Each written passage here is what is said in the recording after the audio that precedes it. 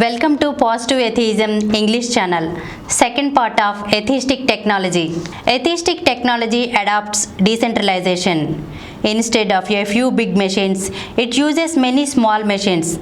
Of course, operations like mining, metallurgy, and heavy industries stand on a different footing. The produce of each small machine is sufficient for the growing needs and comforts of an individual or of a small group of individuals. Small machines promote individual self-sufficiency, at least in so far as the basic needs of the life are concerned, like food, comfortable shelters, clothes, health, education, and recreation. The division of labor in which certain skills are monopolized by certain groups of people is avoided. On the contrary, atheistic technology will demonstrate that individual can develop any skill. The possibility of the independence of the individual is the basis of cooperation.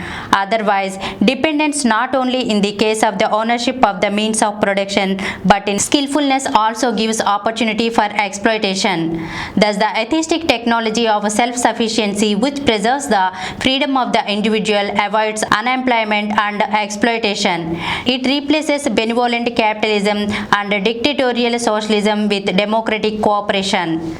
The use of big machine in a socialist state ensures equal distribution of economic goods. But in such a system, there is divorce between the machinery of production, namely the big industry, and the machinery of distribution, namely the state authority. The separation of the function requires dictatorial authority for the distributing agency, namely the government. With this authority, the government of a socialist state not only directs but controls the production in order to distribute it equally among the people. Even when the government owns the factories, the functions of production and distribution remain separate. When the functions are separate, it is possible for the dominant function to make the other subordinate to it. But the atheistic method of decentralization contains the distribution within the method of production itself, that is, each one produces unto himself what he needs. But this is an extreme case of self-sufficiency and the freedom of the individual. Ordinarily, man is social and a social group can be trusted with some amount of division of labor. A few can produce for others who may be engaged in such avocations as education and health services, which are not strictly productive labor from economic point of view. But such a division of labor will not lead to dictatorship if it is confined to the limits of personal association among the members. In other words, socialization up to the basal units in a system of decentralized quality is not harmful and is desirable too. Such a socialized administration, which is under personal knowledge and direct control of all the members of the basal unit, is distinctly different from the socialist dictatorship of the centralized administration, which is removed far out of personal touch of the citizen. Economic equality is, of course, the same both in the cases of a socialist dictatorship and of a decentralized participatory democracy. But the difference between the two is that the former entails dictatorship, which curbs the freedom of the individuals, whereas the latter gives scope for freedom of the individual along with economic equality. Further, technology deals with tools and test tubes which, like the files of papers, bureaucratic administration, are essentially non-human. Unless the tools and files are kept small and under effective control, they impersonalize the modes of working and tend to make social relations dry and cold instead of keeping them sensitive and loving.